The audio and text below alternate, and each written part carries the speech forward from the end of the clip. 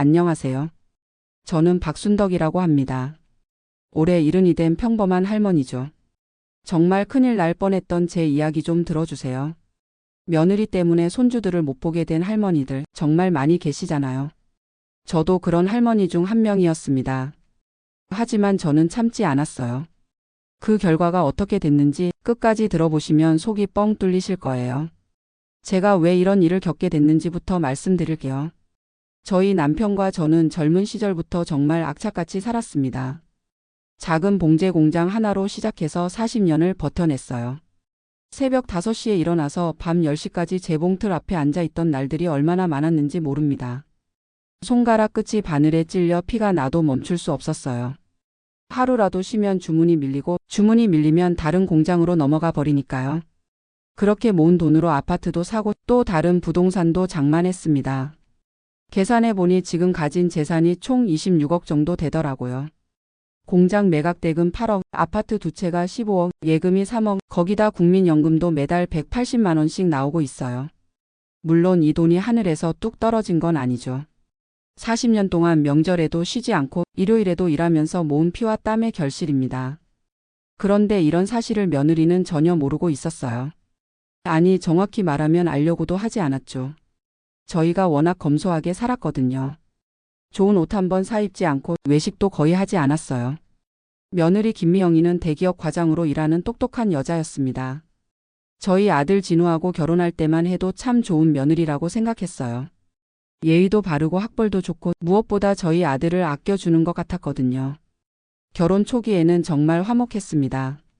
명절 때면 함께 음식도 준비하고 손주들이 태어나면서는 더욱 가까워진 것 같았어요. 첫째 손자 민준이가 태어났을 때의 기쁨이란 하얀 손뭉치 같은 아기를 처음 품에 안았을 때 가슴이 터질 것만 같았습니다. 작은 손가락 하나하나가 얼마나 소중하던지요. 둘째 손녀 서연이까지 낳고 나서는 정말 행복했어요. 매달 생활비 도움도 드리고 아이들 교육비도 제가 다 댔습니다. 유치원비 학원비까지 합치면 한 달에 200만 원은 좋게 나갔죠. 그런데 언제부터인가 분위기가 이상해졌어요. 처음에는 사소한 일들이었습니다.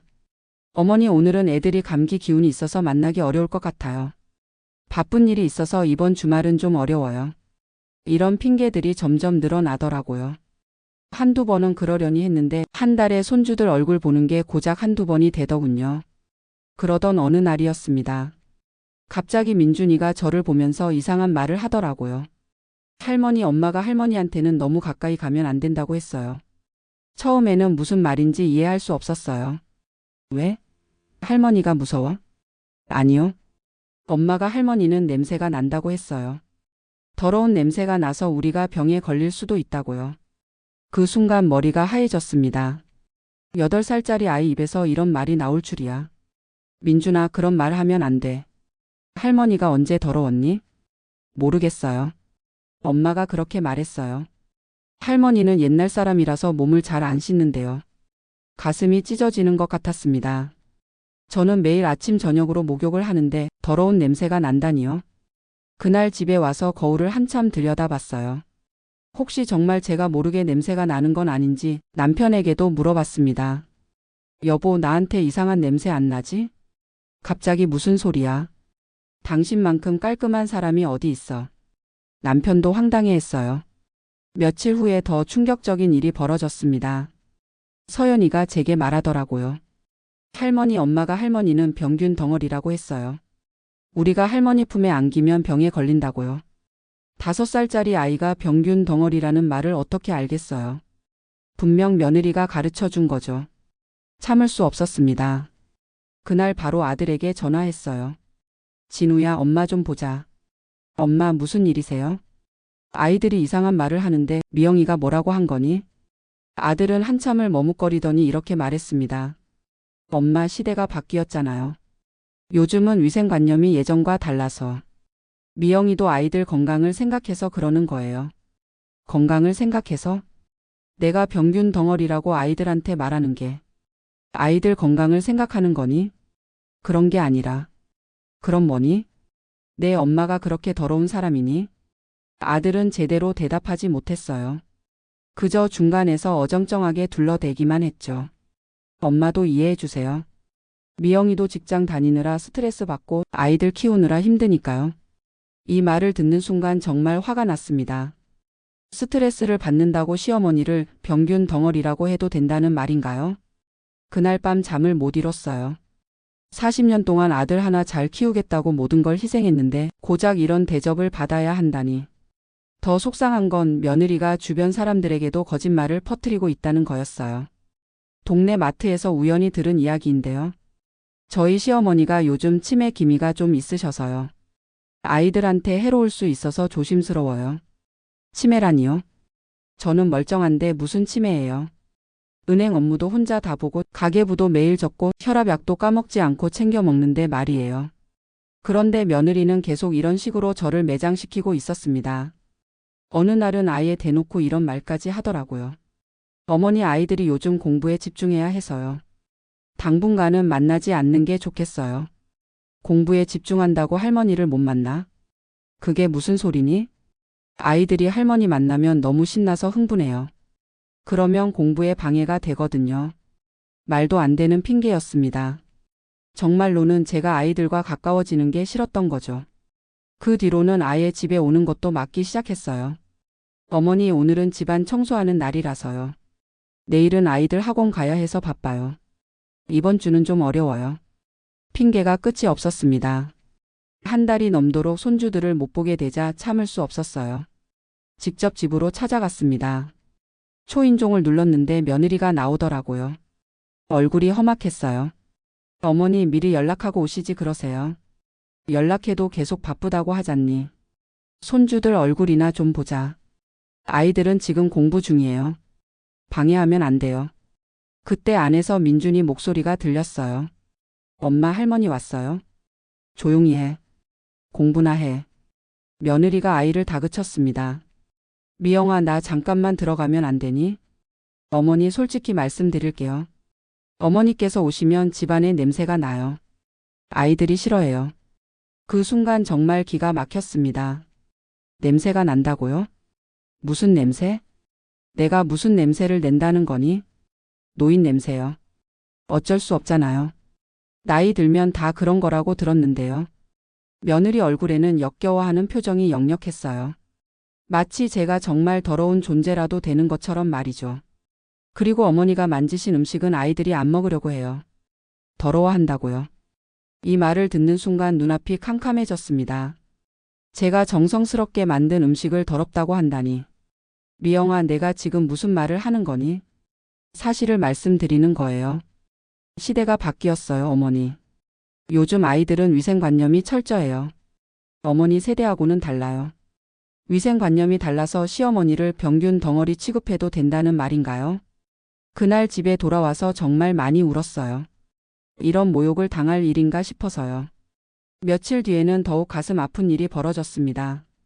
우연히 길에서 서연이를 만났는데요. 아이가 저를 보자마자 뒤로 물러나더라고요. 서연아 할머니야. 할머니. 아이 목소리가 어색했어요. 예전같이 달려와서 안기지 않고 거리를 두고 있었습니다. 할머니 보고 싶었어. 우리 집에 놀러 올래? 엄마가 할머니 집에 가면 안 된다고 했어요. 왜? 할머니 집은 더러워서 병에 걸린다고요. 5살짜리 아이 입에서 이런 말이 나올 때의 충격이란. 정말 가슴이 무너져 내리는 것 같았어요. 그 순간 결심했습니다. 더 이상 참을 수 없다고. 그날 밤 남편과 진지한 대화를 나눴어요. 여보, 우리 며느리가 너무 심하지 않아? 그러게 말이야. 며느리가 좀 지나친 것 같긴 해. 지나친 정도가 아니야. 손주들한테 할머니를 병균 덩어리라고 가르치는 게 정상이니? 남편도 화가 났나 봅니다. 주먹을 불끈 쥐더라고요. 그 계집애가 정말 버릇이 없어. 우리한테 얼마나 신세졌는데. 맞아요. 저희가 그동안 얼마나 도와줬는데요. 결혼할 때 집 보증금도 저희가 냈고 매달 생활비 100만 원씩 주고 아이들 교육비까지 다 됐어요. 계산해보니 지금까지 든 돈이 2억이 넘더라고요. 그런데 고마워하기는커녕 오히려 저를 더러운 존재 취급하다니. 여보, 유언장 다시 써야겠어. 유언장? 응. 지금은 진호한테 모든 재산 넘겨주게 되어 있잖아. 그런데 이런 며느리한테 우리 재산이 넘어가는 건 말이 안 돼. 남편도 동의했어요. 그래, 그래야 해. 저런 며느리가 우리 재산 가져다가 편하게 살게 둘 순 없지. 다음 날 바로 변호사 사무실로 갔습니다. 제가 다니던 불교 사원 신도 중에 변호사가 한 분 계셨거든요. 어머니 어떤 일로 오셨어요? 사정을 자세히 설명했더니 변호사도 혀를 끌끌 차더군요. 요즘 이런 며느리가 참 많아요. 시어머니를 우습게 보는 거죠. 그래서 유언장을 다시 쓰려고 하는데요. 현재 재산이 어느 정도 되시죠? 자세히 계산해 보니 부동산만 23억, 예금 3억, 총 26억 정도 되었어요. 변호사가 깜짝 놀라더라고요. 이 정도 재산이면 상당한 자산 가시네요. 며느리가 이 사실을 알고 있나요? 아니요. 전혀 모르고 있을 거예요. 저희가 워낙 소박하게 살거든요. 그럼 더욱 문제네요. 며느리가 시어머니의 진짜 가치를 모르고 함부로 대하고 있는 거군요. 맞아요. 만약 며느리가 제 재산 규모를 알았다면 절대 이런 식으로 대하지 않았을 거예요. 유언장은 언제든지 변경 가능합니다. 어떻게 하시겠어요? 고민했어요. 아들에 대한 사랑은 여전했거든요. 하지만 이런 며느리와 함께 살게 둘 수는 없었어요. 일단 자선단체 쪽으로 많이 돌리고 아들한테는 최소한만 주는 걸로 하죠. 새로운 유언장을 작성했습니다. 전체 재산의 70%를 자선단체에 기부하고 나머지 30%만 아들에게 주는 것으로요. 그런데 이것만으로는 성이 안 찼어요. 며느리가 진짜로 정신을 차리게 만들고 싶었거든요. 그래서 더 강한 수를 써보기로 했습니다. 아들에게 빌려준 사업자금 2억 원을 회수하기로 한 거예요. 원래는 급하지 않게 천천히 갚으라고 했었는데 이제는 사정이 달라졌죠. 아들에게 전화했어요. 진우야, 엄마 좀 보자. 엄마 무슨 일이세요? 요즘 미영이가 좀 예민해서. 그래, 미영이 때문에 하는 얘기야. 내가 빌린 돈 2억 언제 갚을 거니? 갑자기 왜 그러세요? 급하지 않다고 하셨잖아요. 급해졌어. 다음 달까지 갚아라. 엄마, 지금 갑자기 2억을 어떻게 구해요? 사업이 어려운 상황인데. 그건 내일이고. 엄마는 돈이 필요해. 아들이 당황하는 게 느껴졌어요. 엄마, 혹시 미영이 때문에 화나신 거예요? 미영이 문제가 아니라 돈 문제야. 엄마도 살아야 하거든. 거짓말이었어요. 저는 돈이 급하지 않았어요. 다만 아들과 며느리가 정신을 차리게 만들고 싶었을 뿐이죠. 며칠 뒤 아들이 며느리와 함께 집으로 왔어요. 두 사람 얼굴이 말이 아니었어요. 어머니, 갑자기 왜 그러세요? 며느리가 따지듯 물어보더군요. 갑자기? 내 돈인데 언제 달라고 할지는 내 맘 아니니? 하지만 지금 당장 2억을 구하기는 어려워요. 그럼 집이라도 팔아서 갚아라. 며느리 얼굴이 새파래졌어요. 집을 팔면 당장 살 곳이 없어지거든요. 어머니, 우리가 뭘 잘못했길래 이러시는 거예요? 이제 와서 뭘 잘못했냐고요? 정말 뻔뻔하더군요. 잘못한 게 없다면 굳이 말할 필요 없고 어쨌든 돈은 받아야겠어. 그때 아들이 무릎을 꿇더라고요. 엄마, 제발요. 조금만 더 시간을 주세요. 아들이 무릎 꿇는 모습을 보니 마음이 아팠어요. 하지만 이번만큼은 넘어갈 수 없었습니다. 시간을 준다고 돈이 생기니? 어떻게든 구해와라. 며느리가 갑자기 울음을 터뜨렸어요. 어머니, 저희가 정말 어려운 상황이에요. 아이들 교육비도 부담스러운데 갑자기 2억이라니. 아이들 교육비가 부담스럽다고요? 그동안 제가 다 댔는데 무슨 소리예요? 교육비는 지금까지 내가 다 댔잖니. 이제부터는 니들이 알아서 해. 예? 며느리가 깜짝 놀라더군요. 교육비 지원도 중단한다는 말에 말이에요. 아이들 학원비, 유치원비 다 너희들이 내라. 엄마는 이제 모르겠어. 어머니, 그러면 저희가 어떻게 살아요? 그건 니들 문제지. 엄마한테 냄새 난다고 하는 며느리 도와줄 의무는 없어. 그제야 며느리 얼굴이 하얘졌어요. 자신이 했던 말들이 돌아온 거죠. 어머니, 그때 그 말은? 그때 그 말이 뭐? 내가 병균 덩어리라고 하지 않았니? 손주들한테 할머니는 더러운 사람이라고 가르치지 않았고? 며느리가 고개를 떨구었어요. 죄송해요, 어머니. 제가 잘못했어요. 이제 와서 사과라니. 너무 늦었어요. 사과받을 생각 없어. 그냥 돈만 받으면 돼. 결국 아들과 며느리는 집을 담보로 대출을 받아서 2억을 구해왔어요. 그런데 이것도 이자가 상당했거든요. 매달 대출 이자만 200만 원이 넘었어요. 거기다 아이들 교육비까지 자기들이 부담하게 되니까 가게가 완전히 망가진 거죠. 며느리 월급이 400만 원 정도였는데 대출 이자 200만 원, 아이들 교육비 150만 원, 생활비까지 하면 빠듯했어요. 그러니까 갑자기 경제적으로 어려워진 거예요. 전에는 제가 도와줘서 여유롭게 살았는데 이제는 매달 쪼들리게 된 거죠. 한 달이 지나고 두 달이 지나니까 며느리 얼굴이 말이 아니더라고요. 스트레스 때문인지 살도 많이 빠지고 화장도 예전같이 진하게 하지 못하는 것 같았어요. 그런데 아직도 사과는 제대로 하지 않더라고요. 여전히 손주들을 저한테 안 보여주고 집에 오는 것도 반기지 않았어요. 이때 더 강한 수를 써야겠다고 생각했습니다. 며느리 직장에 전화를 걸었어요. 미영이 있나요? 네, 잠깐만요. 며느리가 전화를 받더라고요. 어머니 갑자기 회사로 전화는 왜 하세요? 네 상사하고 얘기 좀 하고 싶어서. 예? 왜요? 가정 형편이 어려워서 돈 좀 빌려달라고 부탁해 보려고. 며느리가 기겁을 했어요. 어머니 그러시면 안 돼요. 회사에서 저 어떻게 봐요? 왜 안 돼? 실제로 어렵잖아. 남편 빚도 많고 아이들 교육비도 부담스럽다며.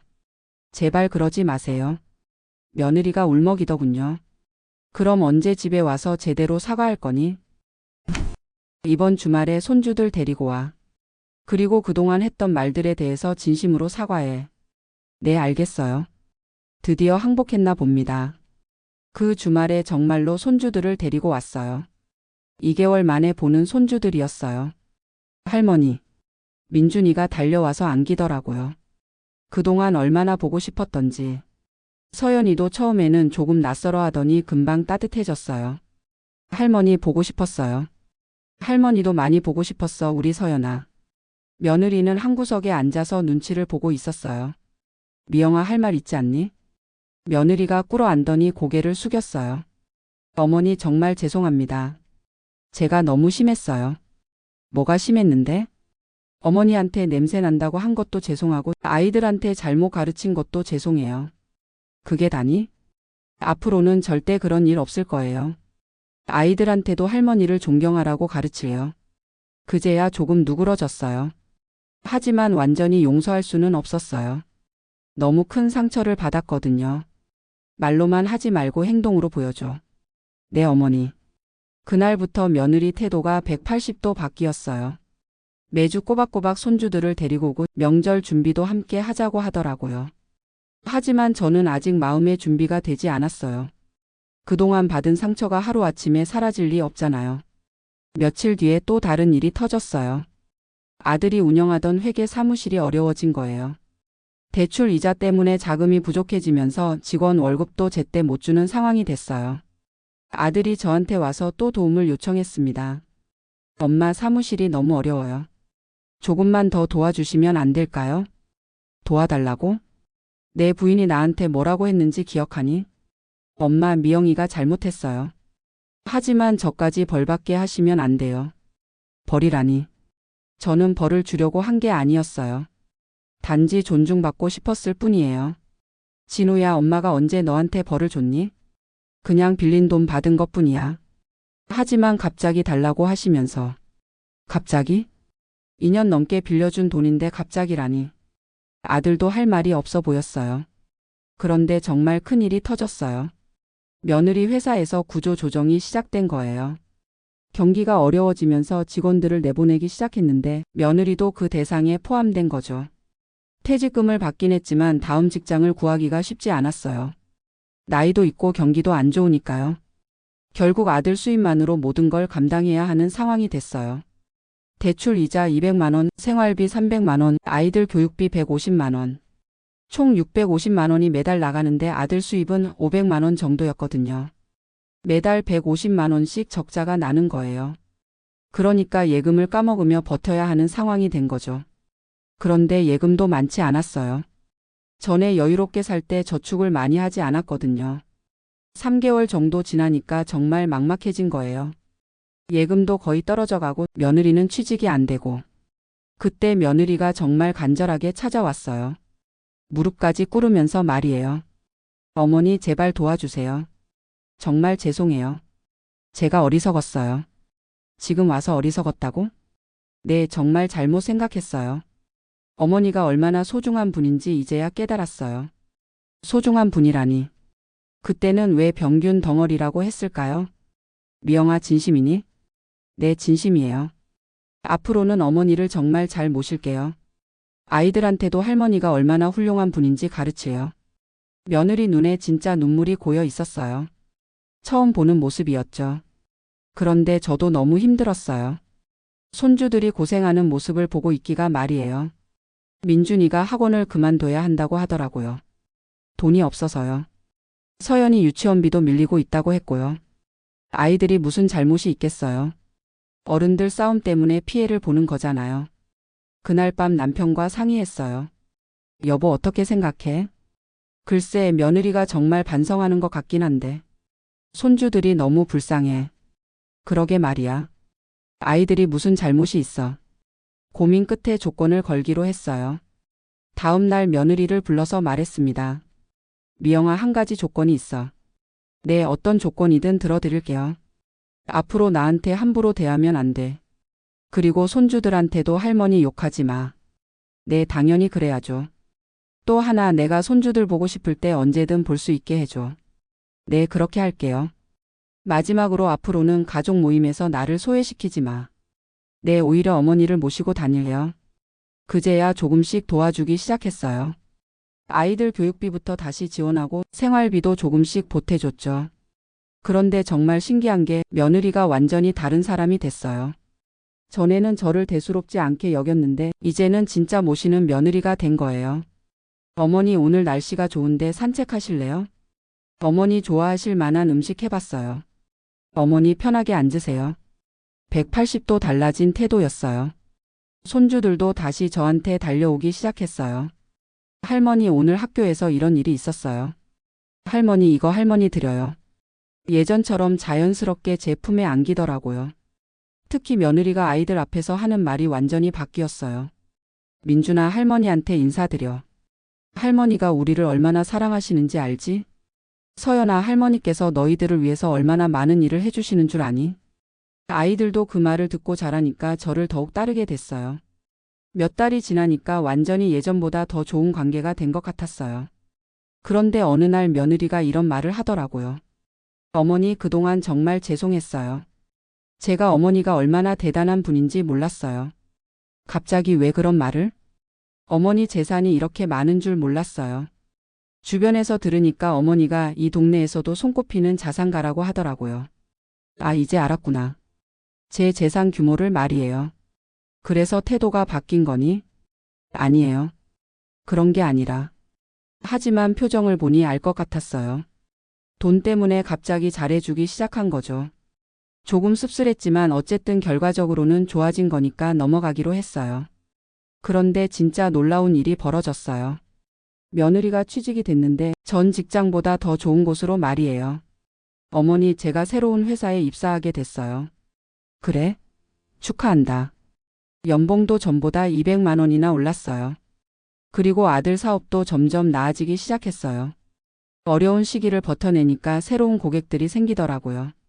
6개월 뒤에는 대출도 많이 줄이고 경제적으로 안정을 되찾았어요. 그때 며느리가 또 찾아와서 말하더라고요. 어머니, 그동안 도와주셔서 정말 감사해요. 어머니 덕분에 이 어려운 시기를 버텨낼 수 있었어요.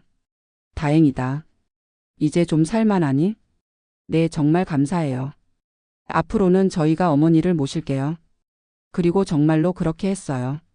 명절 때는 미리미리 준비해서 저를 모시고 생일이나 기념일도 챙겨주고 아플 때는 병원까지 모셔다 주고 완전히 달라진 며느리였어요. 어느 날 손주들이 이런 말을 하더라고요. 할머니, 엄마가 할머니가 세상에서 제일 훌륭한 분이라고 했어요. 그래? 네, 할머니처럼 되고 싶다고 했어요. 이 말을 들으니까 정말 뿌듯했어요. 그동안의 모든 고생이 보상받는 기분이었죠. 1년이 지난 후에는 며느리가 아예 다른 사람이 되어 있었어요.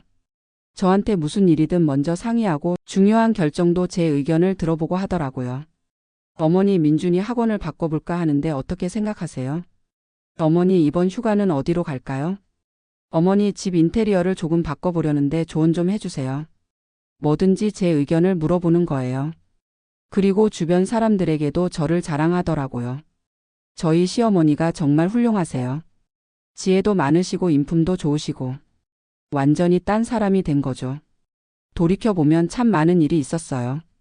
며느리한테 병균 덩어리 소리 들을 때는 정말 죽고 싶었거든요. 손주들이 저를 피할 때는 가슴이 찢어지는 것 같았고요. 하지만 참지 않고 맞서 싸운 게 옳았던 것 같아요. 만약 그냥 참고 넘어갔다면 계속 무시당하며 살았을 거예요. 물론 처음에는 며느리가 돈 때문에 태도를 바꾼 것 같아서 씁쓸했어요. 하지만 시간이 지나면서는 진심으로 변한 것 같더라고요. 이제는 정말 가족 같아요. 며느리가 아플 때 제가 간병하기도 하고 제가 아플 때는 며느리가 챙겨주기도 하고 손주들도 할머니 할머니 하면서 따라다녀요. 예전처럼 자연스럽게 제 품에 안기고 제가 해준 음식도 맛있게 먹어요. 가끔 며느리가 그런 말을 해요. 어머니, 그때 제가 정말 어리석었어요. 어머니가 얼마나 소중한 분인지 몰랐어요. 이제 알았으니 된 거지. 내 평생 잊지 않을게요. 지금 생각해보면 저도 좀 심했던 것 같기도 해요. 유언장까지 바꾸고 빌려준 돈까지 갑자기 받겠다고 하고. 하지만 그때는 정말 화가 났거든요. 40년 동안 고생해서 키운 아들이 제 편을 안 들어주고 며느리는 저를 병균 덩어리 취급하고 누구라도 참기 어려웠을 거예요. 다행히 지금은 모든 게 해결됐어요. 며느리도 진짜로 변했고 아들도 제 마음을 이해하게 됐고 손주들과의 관계도 더욱 좋아졌어요.